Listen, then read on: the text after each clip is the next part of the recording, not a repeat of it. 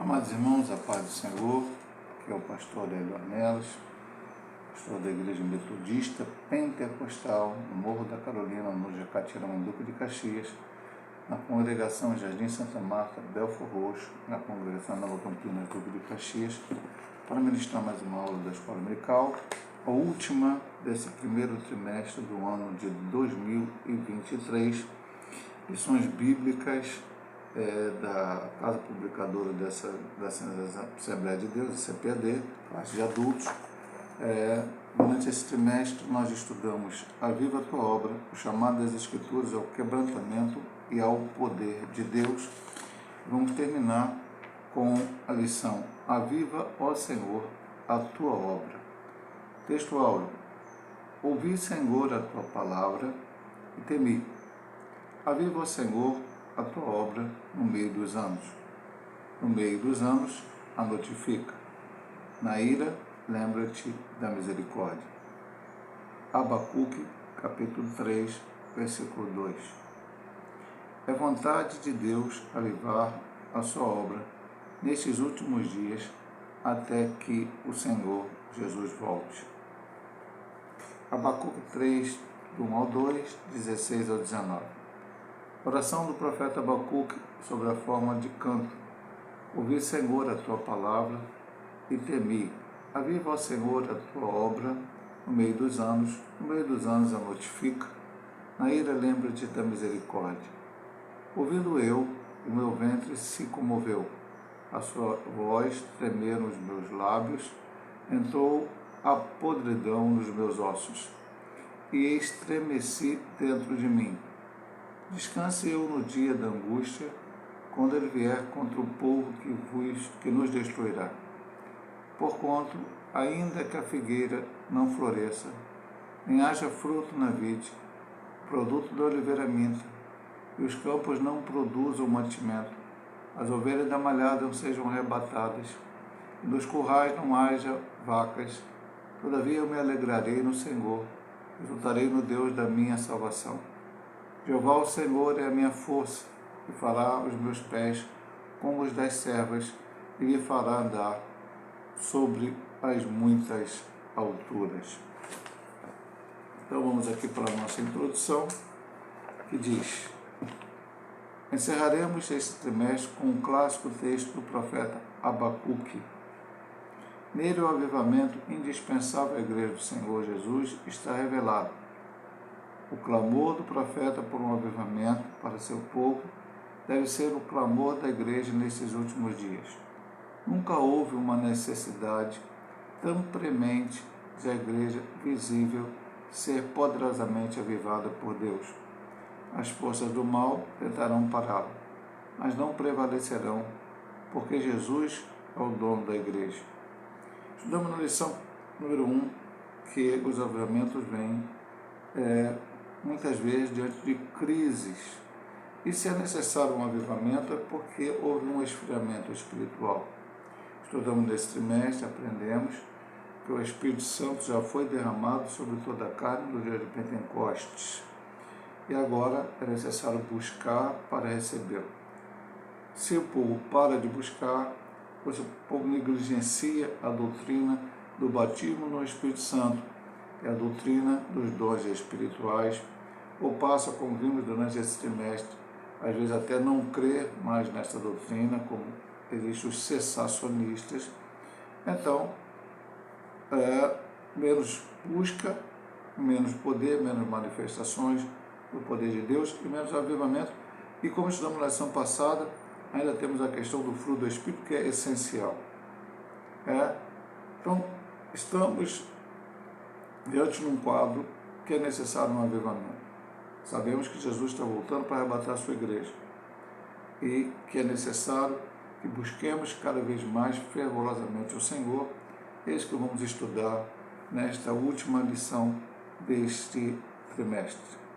O clamor pelo avivamento, a intercessão angustiada do profeta. Abacuque sofreu diante da iniquidade avassaladora em Judá.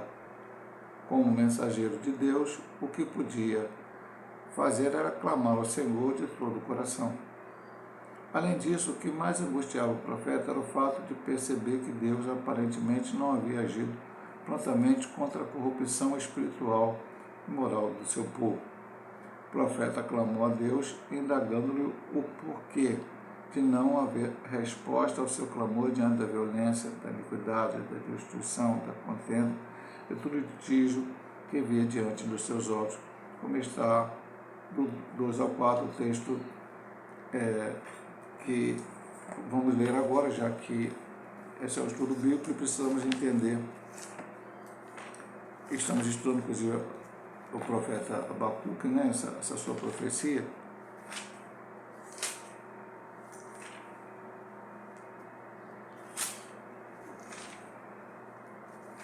Abacuque, vamos lá. No capítulo 1, 2 a 4, ele diz assim para o Senhor: Até quando, Senhor, clamarei eu, e tu não me escutarás? Gritar-te-ei violência, e não salvarás. Porque a razão me mostra a iniquidade e me faz ver a opressão. Pelo que a destruição e a violência estão diante de mim, havendo também quem suscite a contenda e o litígio. Por essa causa a lei se afrouxa, a justiça nunca se manifesta, porque o ímpio cerca o justo e a justiça se manifesta distorcida. Então o povo começou a se corromper. Quando o povo se afasta de Deus, há uma violência. É interessante, meu amado irmão, vou fazer um comentário, talvez não esteja nem dentro do contexto que o próprio autor da lição vem trazendo, mas hoje precisamos de um avivamento na igreja brasileira, porque a notícia que temos do IBGE, enfim, dos censos, é que a população evangélica brasileira tem crescido em relação ao que era 20, 30 anos atrás. Ok, mas a violência, a corrupção, uma série de outros fatores não diminuíram e deveriam diminuir, já que quanto mais pessoas remidas e lavadas no sangue do Cordeiro existem dentro da nação e, consequentemente, oram, leem a palavra, buscam a Deus, pregam o Evangelho, a sociedade deveria mudar. Nós vemos isso numa das lições do avivamento. Um dos efeitos do avivamento é a mudança na sociedade, não somente dentro das quatro paredes da igreja, mas fora dela, na sociedade.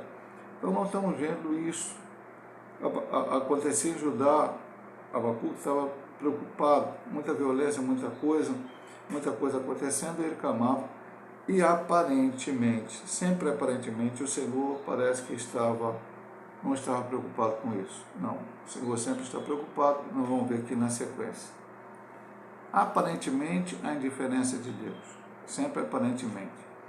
Não há indiferença de Deus à impiedade do homem. Na verdade, por causa da sua misericórdia e longanimidade para com os transgressores, ele não age com juízo agora.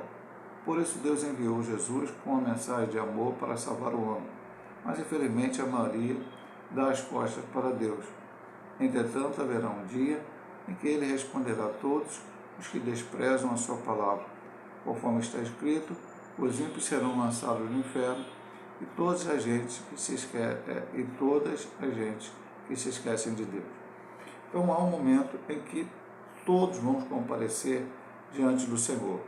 Aqueles que foram salvos, aceitaram a Cristo como Salvador, e aqueles que não foram salvos, porque não aceitaram a Cristo como Salvador. Será o juízo do trono branco após o milênio. Então todos vão comparecer e vão dar conta a Deus. Os salvos, e nós seremos salvos, não porque é aquilo que fazemos, já pregamos isso na igreja, falamos aqui na escola dominical, não é obra, nós somos salvos pela graça de Deus.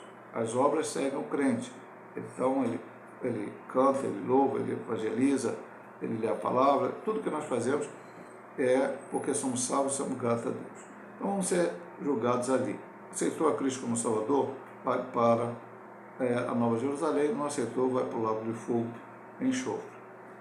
Enquanto isso, primeiro Jesus veio para trazer a salvação. No Antigo Testamento, a salvação vinha, lembra de Abacuque, por uma fé no Messias, por crer que viria ainda, estavam com a esperança no Senhor. E no Novo Testamento é por ter aceitado aquele que foi enviado, nosso Senhor Jesus Cristo, para morrer na cruz como único e eterno Salvador da sua vida, e é passar a segui-lo e fazer a sua vontade. E é o que está hoje ainda até a volta do Senhor, depois veio a grande tribulação, o milênio e a eternidade com Cristo. O Senhor está deixando a maldade seguir, o Senhor está dando oportunidade que as pessoas se arrependam, como nós vamos ver aqui na sequência, neste ponto. A resposta de Deus veio de forma bem diferente daquilo que o profeta esperava. Ele, o soberano, resolveu convocar os caldeus ou os babilônios para contrapor-se aos pecados e iniquidades de Judá, capítulo 1, 5 a 8. Os caldeus seriam a espada de Deus, o chicote dos céus, para fazer Judá repensar seus maus caminhos e se converter de suas impiedades que já ultrapassavam o limite de tolerância divina. Ainda que parecesse inerte, na verdade, Deus estava dando tempo para que a nação judaica se lembrasse do alerta divino, mas seu povo não se lembrou. Deus mandou o profeta escrever a visão de maneira bem legível para que pudesse ser vista até por quem passasse correndo. Deus é longano e misericordioso. Então Deus nunca vem assim, destrói. Nós estamos falando de o Senhor voltar para arrebatar a sua igreja, julgamento trombônico, mas o Senhor está dando oportunidade. E o Senhor deu oportunidade para ajudar. Mandou os profetas falaram. Mandou um rei maravilhoso chamado Ezequias, colocou o povo no caminho do Senhor. Já o seu filho Manassés tirou o povo, Amon, seu neto, tirou o povo, deu um outro rei chamado Josias, que fez uma reforma grandiosa, mas os seus filhos foram muito maus. E aí o povo foi levado para o cativeiro. Um tempo para que aquele povo aprendesse que como é diferente servir ao Senhor e como é diferente ficar servo de homens cruéis que não têm Deus no coração. E foi isso que eles passaram 70 anos na Babilônia para sair da ideia de idolatria que é abominável na presença do Senhor. Agora vamos passar para a segunda subdivisão, ainda, lógico, estudando o profeta Abacuque, o avivamento pela palavra. Ouvir a palavra de Deus. Em sua oração, Abacuque disse: ouvi, Senhor, a tua palavra. Ele ouviu a palavra de Deus, ou seja, a resposta dele contra o objeto de sua oração. Deus falou, Abacuque ouviu atentamente. É preciso ouvir a voz de Deus com atenção para viver um período de avivamento espiritual. Quando Deus fala, nós precisamos ouvir. Então, Deus parou de falar hoje, pastor Aurélio? Não. Deus continua falando através da sua palavra, principalmente e especialmente, é a nossa única regra de fé e prática. Deus tem usado também pessoas que têm o dom da profecia, que Deus deu a delas o dom da profecia, dom de revelações, enfim, muitas coisas, mas sempre baseado na palavra. Se ouvirmos a voz de Deus, precisamos aceitá-la e colocar em prática. Não adianta eu querer ouvir a Deus, querer um direcionamento de Deus, e quando Deus me direcionar, eu quero tomar um outro caminho, fazer de uma maneira diferente daquilo que Deus quer. Não, precisamos fazer a vontade de Deus, dentro daquilo que Ele nos guia, dentro daquilo que Ele nos orienta, dentro daquilo que Ele fala aos nossos corações. Abacuque ouviu a resposta de Deus, porque ele estava atento ao que Deus estava falando. Segunda coisa, além de ouvir a palavra de Deus, temer a Deus. Ao ouvir a palavra de Deus, Abacuque temeu ao Senhor.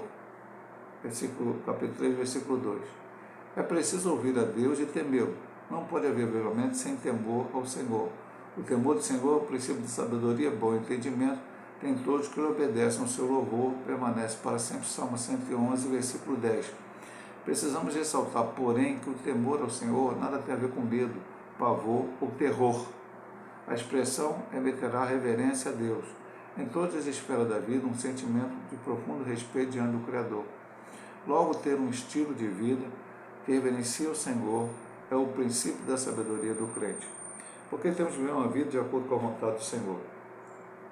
Como estudamos na lição passada, na atrasada, estudamos várias lições em que nós vimos a teoria do avivamento. Depois, essa sendo a quarta, as 4 últimas lições sobre a prática na vida do crente. porque eu tenho que ter medo de Deus. Ah não, eu vou servir a Deus, senão Deus vai me lançar no inferno. Não é assim. Já falei, você é salvo pela graça e misericórdia de Deus. Depois você faz as obras que você tem que fazer, seja o que for. Você pode ser um pregador da palavra, você pode ser um evangelista, você pode ser um missionário, você pode ser alguém que louva, ou faz tudo isso ao mesmo tempo, toca um instrumento, você visita um hospital. Não importa o que você faça para Deus, você faz por gratidão. Ele te salvou e você é grato por ele. E você o respeita como o Deus soberano, poderoso. Respeita a sua palavra. Você entende que a sua palavra diz algo que você precisa colocar em prática aquilo que Deus falou. Entende que Ele é soberano, a vontade dEle é soberana e que você está sobre a vontade dEle e você quer fazer a sua vontade. Medo a gente tem de muita coisa e muitas vezes o nosso medo não nos leva a lugar nenhum.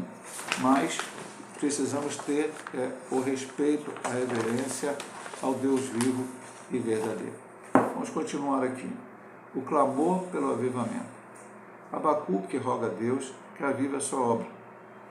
Ouve, Senhor, a tua palavra. Temi, aviva, Senhor, a tua obra no meio dos anos.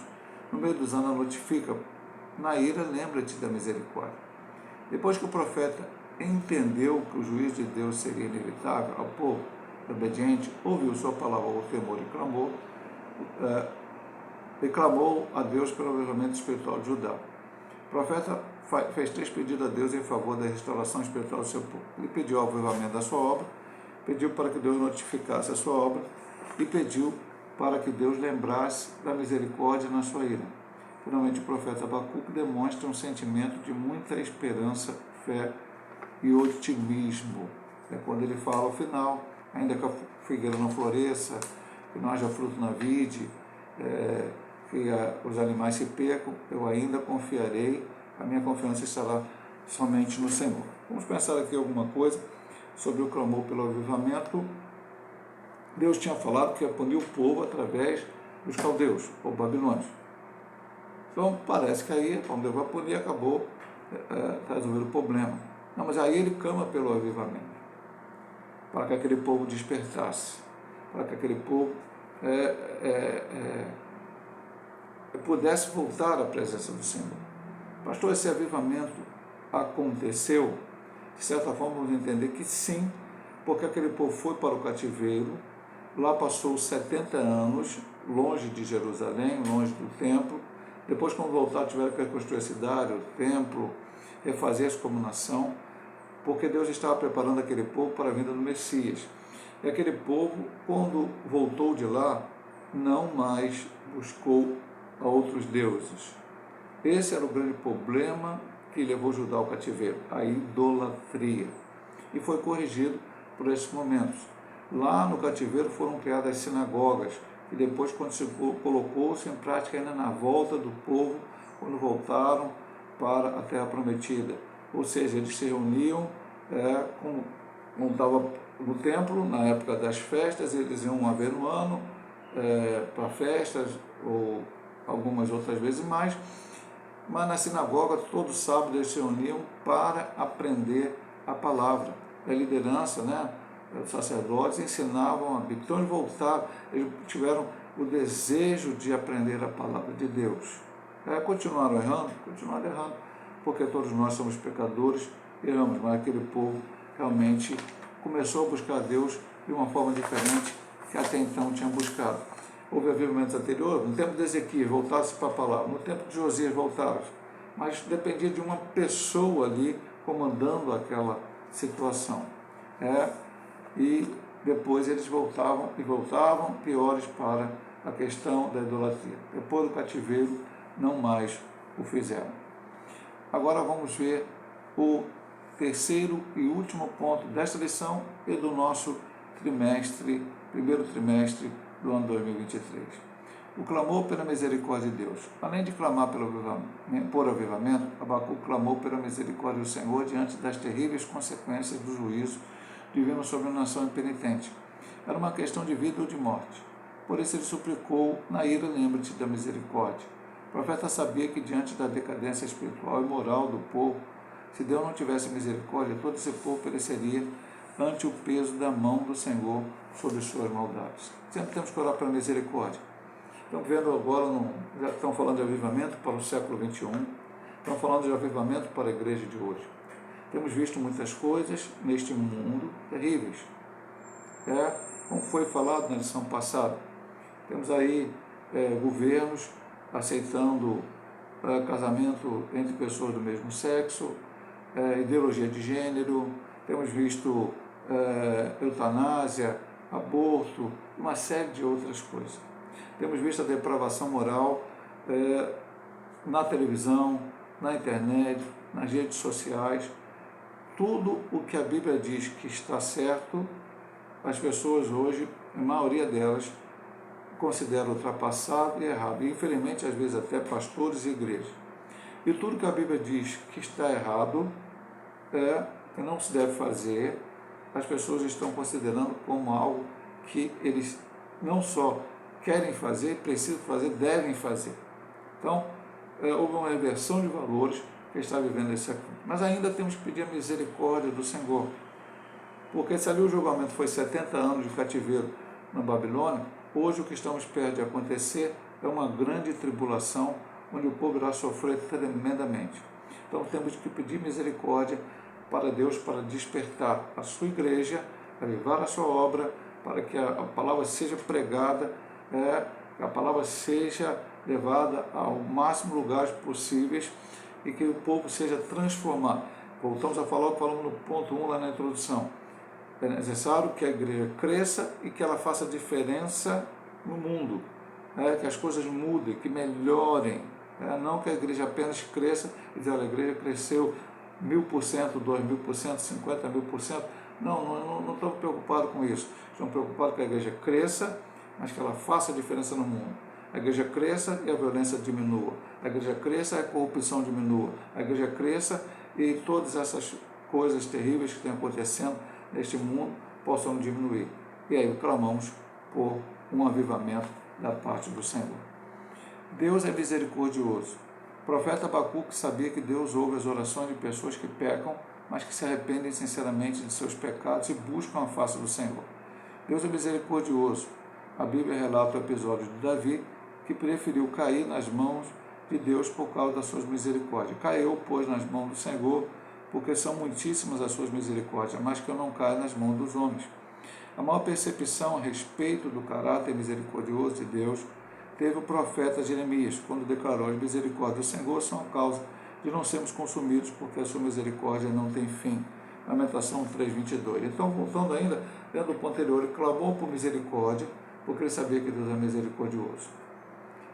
Aqui o autor da lição dá o exemplo de Davi. Davi cometeu um erro quando ele mandou contar o povo. Havia toda uma regra lá na lei de Moisés, mas ele quis fazer por conta própria. Chamou Joabe e mandou com outros oficiais do exército andar por todo Israel contando o povo. Joabe falou para ele que era melhor não fazer isso, mas ele insistiu que fizesse. E Joabe nem conseguiu contar o povo todo e Deus mandou uma praga. E aí o profeta chegou para ele e falou com ele sobre isso. Lhe deu 3 opções. Uma era, ele estaria na mão do Senhor. Outras 2, ele estaria na mão de homens. Ele preferiu estar na mão do Senhor. Quando a praga veio, e aí ele sabia que aquilo vinha da parte do Senhor, porque ele tinha pecado, então ele sobe a eira de Ornã, e ali ele compra aquela propriedade, ali ele oferece um sacrifício a Deus, e a praga cessa. E aí, depois, futuramente, o templo foi construído naquele lugar por seu filho Salomão. Davi sabia que Deus é misericordioso. Ele cita também Jeremias, que diz que as misericórdias do Senhor são a causa de não sermos consumidos. Porque a realidade que nós temos que entender na nossa vida é o seguinte: somos pecadores. Ainda hoje, aceitando a Cristo como Salvador, frequentando a igreja, cantando, louvando, pregando, somos pecadores. João diz, na primeira carta de João, capítulo 1, se nós dissermos que não temos pecado, fazemos mentiroso. Por quê? A natureza carnal, como estudamos semana passada, na lição passada, ela está dentro de nós e leva a tendência a pecar. Nós temos que alimentar mais o espírito, como estudamos semana passada, lendo a palavra, orando, jejuando, frequentando a igreja, aprendendo. Não falamos semana passada, não podemos falar, bons livros evangélicos, tem uma boa doutrina, um ensinamento, prestando atenção nas pregações sadias, enfim, crescendo espiritualmente. E aí vai ser alimentado o espírito e a carne vai enfraquecer, nós vamos vencer. Mas eventualmente vamos fazer coisas que não agradam a Deus. Mas Deus é misericordioso, porque se não fosse Ele, nós seríamos consumidos pelo nosso erro. Porque para Deus não tem tamanho de pecado, Deus não quer pecado, Deus quer que a gente viva uma vida santa.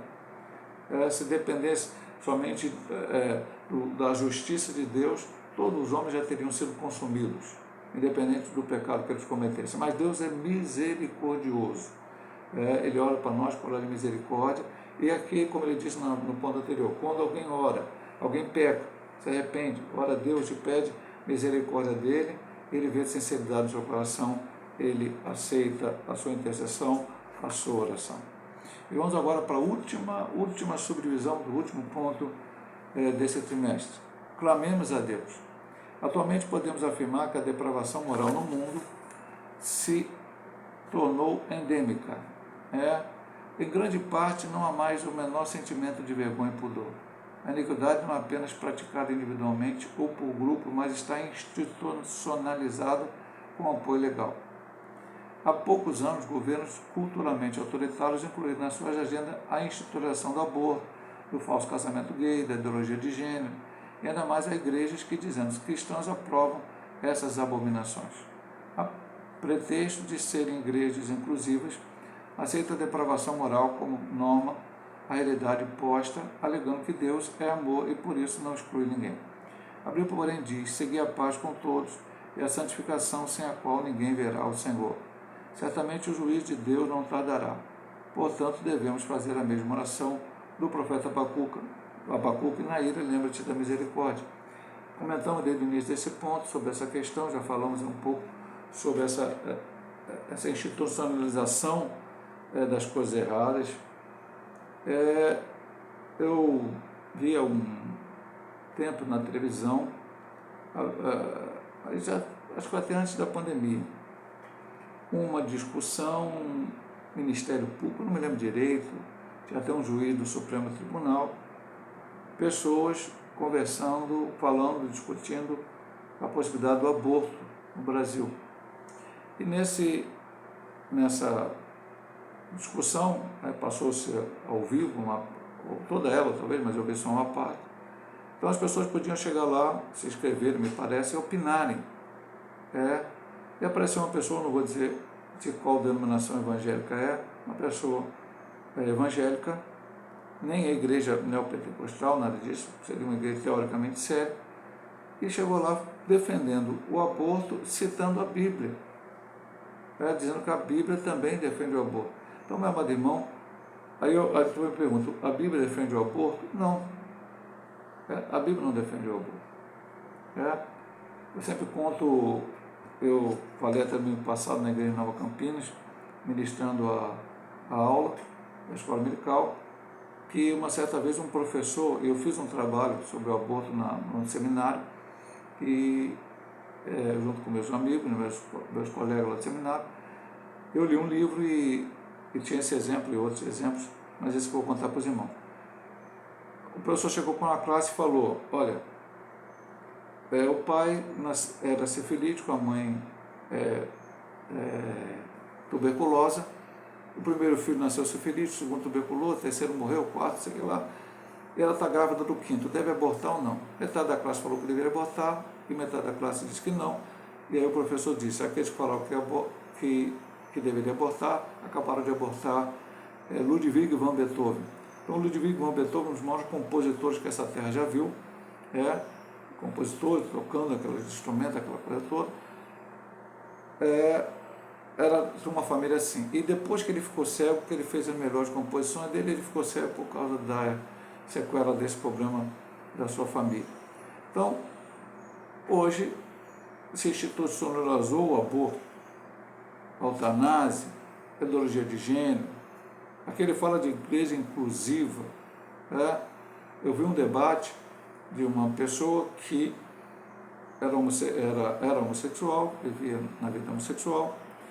Depois a pessoa aceitou a Cristo, passou a pregar a palavra, e depois de aceitar a Cristo, pregar a palavra, por muitos anos, voltou à vida homossexual, montou uma igreja inclusive. E ela foi discutir com o pastor num debate e pegou o grego bíblico, lá de 1 Coríntios, no capítulo 6, e distorceu totalmente. Mas o pastor mostrou para ela que não havia nenhuma base naquilo que ela estava falando sobre o texto.